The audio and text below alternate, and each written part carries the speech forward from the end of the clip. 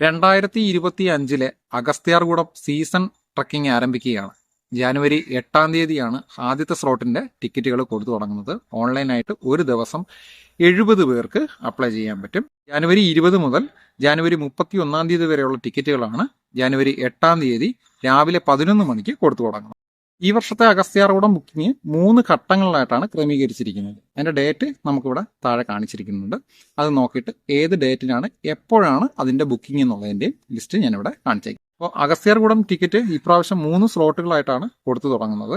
അപ്പോൾ ആദ്യത്തെ ഡേറ്റ് വന്നിട്ട് ടിക്കറ്റ് കൊടുക്കുന്നത് 8 തീയതി, ഫെബ്രുവരി 1 തീയതി മുതൽ 10 തീയതി വരെയുള്ള ഡേറ്റിനുള്ള ടിക്കറ്റുകൾ കൊടുത്തു തുടങ്ങുന്നത് ജാനുവരി 21 പകല് 11 മണി.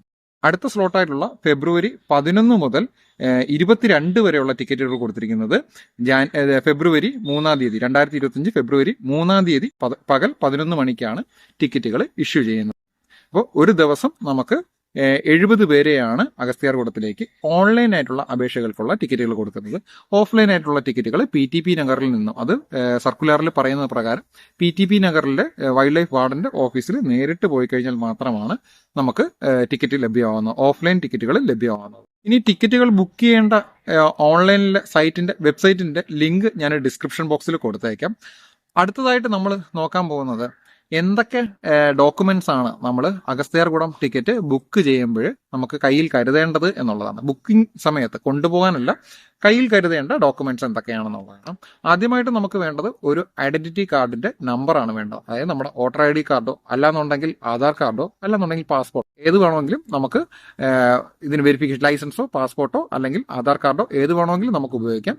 ഇതിന്റെ നമ്പറാണ് നമ്മൾ വെബ്സൈറ്റിൽ കൊടുക്കേണ്ടത്. അടുത്തതായിട്ട് നമുക്ക് വേണ്ടത് ഇൻഷുറൻസ് ആണ്. ഇൻഷുറൻസ് ഉണ്ടെങ്കിൽ മാത്രമേ അഗസ്ത്യാർകൂടം ടിക്കറ്റ് നമുക്ക് കിട്ടത്തുള്ളൂ. ഒരു ഇൻഷുറൻസ് നമ്മൾ നേരത്തെ എടുത്തു വെച്ചിരിക്കണം. അതിന്റെ കാരണം എന്ന് പറഞ്ഞാൽ നമുക്കൊരു വെറും 5 മിനിറ്റ് മാത്രമായിരിക്കും ഈ 10 ദിവസത്തേക്കുള്ള ടിക്കറ്റ് തരുന്നത്. അതിന് മുന്നേ ഈ ടിക്കറ്റുകളെല്ലാം ഫുള്ളാവും. ബാക്കിയുള്ളവരെല്ലാം ഇതെല്ലാം തയ്യാറാക്കി വെച്ചുകൊണ്ടായിരിക്കും ഇരിക്കുന്നത്. അപ്പോൾ പുതിയതായിട്ട് അഗസ്ത്യാർകൂടം ആദ്യമായിട്ട് പോകുന്ന ഒരാൾക്ക് ഈ ടിക്കറ്റുകൾക്ക് എന്തൊക്കെ ഡോക്യുമെന്റ്സ് ആണ് വേണ്ടതെന്നുള്ളത് ഒരു പിടുത്തവും കാണത്തില്ല. അപ്പോൾ നമുക്ക് വേണ്ട ഡോക്യുമെന്റ്സ് എന്ന് പറയുന്നത് ഒന്ന് ആധാർ കാർഡോ അല്ലെങ്കിൽ ഡ്രൈവിംഗ് ലൈസൻസോ അല്ലെങ്കിൽ പാസ്പോർട്ടോ അല്ലെങ്കിൽ വോട്ടർ ID കാർഡോ ഇത്രയും ഉണ്ടായിരിക്കണം. ഇതിന്റെ നമ്പറാണ് നമ്മൾ അവിടെ വെബ്സൈറ്റിൽ കൊടുക്കേണ്ടത്. അത് കഴിഞ്ഞ് നമ്മൾ കൊടുക്കേണ്ടതെന്ന് പറഞ്ഞു കഴിഞ്ഞാൽ ഒരു ഇൻഷുറൻസ് ആണ്. ഹെൽത്ത് ഇൻഷുറൻസോ അല്ലെന്നുണ്ടെങ്കിൽ ആക്സിഡന്റ് ഇൻഷുറൻസോ ഏത് വേണമെങ്കിലും നമുക്ക് കൊടുക്കാം. ഇനി അഥവാ നിങ്ങൾക്ക് ഒരു ഇൻഷുറൻസ് ഇല്ല എന്നുണ്ടെങ്കിൽ ഞാൻ ഇതിന്റെ മുന്നേ ഒരു വീഡിയോ ചെയ്തിട്ടുണ്ട്. അത് നമ്മുടെ ഇവിടെ ആയിട്ട് വന്നിട്ടുണ്ടായിരിക്കും, അതിന്റെ ലിങ്ക് വന്നിട്ടുണ്ടായിരിക്കും. അതിൽ കയറിയിട്ട് നിങ്ങൾക്ക് പെട്ടെന്ന് തന്നെ 2 മിനിറ്റ് കൊണ്ട് തന്നെ ഒരു ഇൻഷുറൻസ് എടുക്കുന്ന എങ്ങനെയെന്നുള്ളതിന്റെ വീഡിയോ ഉണ്ടായാലും അത് നിങ്ങൾക്ക് കണ്ടിട്ട് നിങ്ങൾക്ക് അപ്ലൈ ചെയ്യാൻ പറ്റും. 2 മിനിറ്റ് മാത്രമേ ആകത്തുള്ളൂ ഫോൺ പേ വഴി ഇൻഷുറൻസ് എടുക്കുന്നത്. അപ്പോൾ അത് കഴിഞ്ഞിട്ട് നമുക്ക് നമ്മുടെ ഏജ് ചോദിക്കും, മെയിലാണോ ഫീമെയിൽ ആണോ എന്നുള്ളത് ചോദിക്കും. അതിന് ശേഷം നമ്മൾ ചെയ്യേണ്ടതെന്ന് പറഞ്ഞു കഴിഞ്ഞാൽ പേയ്മെന്റ് മെത്തേഡാണ്. 2700 രൂപയാണ് അഗസ്ത്യാർകൂടം ട്രക്കിങ്ങിന്റെ എൻട്രി ഫീക്ക് മാത്രം വരുന്നത്. അതിൽ നമുക്ക് കയറി പോകാനുള്ള പാസ് മാത്രമാണ് ഈ 2700 രൂപ എന്ന് പറയുന്നത്. ഇതിന്റെ ഫോം പ്രിന്റ് എടുത്ത് നമ്മൾ അവിടെ അഗസ്ത്യാർകൂടത്തിൽ ടിക്കറ്റ് സ്റ്റേഷനിൽ നമ്മൾ കൊണ്ടുപോയി കാണിക്കണം. ഇതിന്റെ വെരിഫിക്കേഷനും കാര്യങ്ങളെല്ലാം നമുക്ക് കൊണ്ടുപോയി കാണിക്കേണ്ടതുണ്ട്. അതുകൊണ്ട് പ്രിന്റ് എടുത്തുകൊണ്ട് തന്നെ നമ്മൾ ഇത് കൊണ്ടുപോകണം.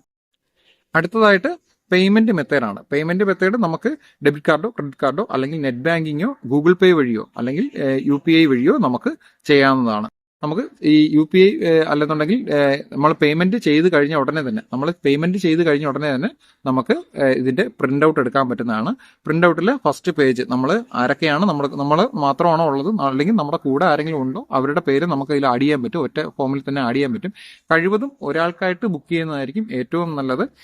കൂടാതെ ഇതിൽ ഏറ്റവും ഇമ്പോർട്ടന്റ് ആയിട്ടുള്ള ഒരു കാര്യം എന്ന് പറഞ്ഞാൽ അവധി ദിവസങ്ങളിലാണ് നിങ്ങൾ പോകാൻ ഉദ്ദേശിക്കുന്നതെങ്കിൽ ആ ഡേറ്റ് പെട്ടെന്ന് തന്നെ ബ്ലോക്ക് ചെയ്യുക. കഴിവതും സിസ്റ്റം വഴി യൂസ് ചെയ്യുന്നതായിരിക്കും ഏറ്റവും നല്ലത്. മൊബൈൽ വഴിയാണെന്നുണ്ടെങ്കിൽ കുറച്ച് ബുദ്ധിമുട്ടായിരിക്കും. നിങ്ങൾക്ക് ടൈപ്പിംഗ് സ്പീഡൊക്കെ ഉള്ള ആൾക്കാരാണെങ്കിൽ കുഴപ്പമില്ല.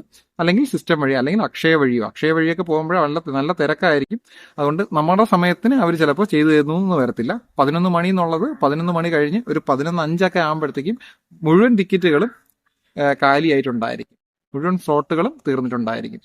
ഇനി പേയ്മെന്റ് മെത്തേഡിനെ പറ്റി പറയുകയാണെങ്കിൽ പേയ്മെന്റ് മെത്തേഡ് നമുക്ക് കൊടുക്കാൻ പറ്റുന്നത് ഡെബിറ്റ് കാർഡോ ക്രെഡിറ്റ് കാർഡോ UPI വഴിയോ അല്ലെന്നുണ്ടെങ്കിൽ നെറ്റ് ബാങ്കിങ് വഴിയോ ഒക്കെ നമുക്ക് പേയ്മെന്റ് ചെയ്യാവുന്നതാണ്. പേയ്മെന്റ് ചെയ്ത് കഴിഞ്ഞാൽ തന്നെ നമുക്ക് ഉടനെ തന്നെ പ്രിന്റ് എടുക്കാനുള്ള ഓപ്ഷൻ പ്രിന്റ് എടുത്തതിന് ശേഷം നമുക്ക് ഒരു ആ പ്രിന്റിന്റെ കൂട്ടത്തിൽ തന്നെ ഒരു മെഡിക്കൽ സർട്ടിഫിക്കറ്റ് ഉണ്ടായിരിക്കും. മെഡിക്കൽ സർട്ടിഫിക്കറ്റ് എന്നാണോ നിങ്ങൾ പോകുന്നത് അതിന് ഒരാഴ്ചക്കകത്തുള്ള ഒരു മെഡിക്കൽ സർട്ടിഫിക്കറ്റ്, അത് ഏതെങ്കിലും ഗവൺമെന്റ് ഹോസ്പിറ്റലോ ഏത് ഹോസ്പിറ്റലിലെങ്കിലും ഒരു ഡോക്ടറുടെ മെഡിക്കൽ സർട്ടിഫിക്കറ്റ് ഉണ്ടായിരിക്കണം. ഇത്രയും കാണിച്ചു കഴിഞ്ഞാൽ നമുക്ക് ധൈര്യമായിട്ട് കയറി പോകാൻ പറ്റും.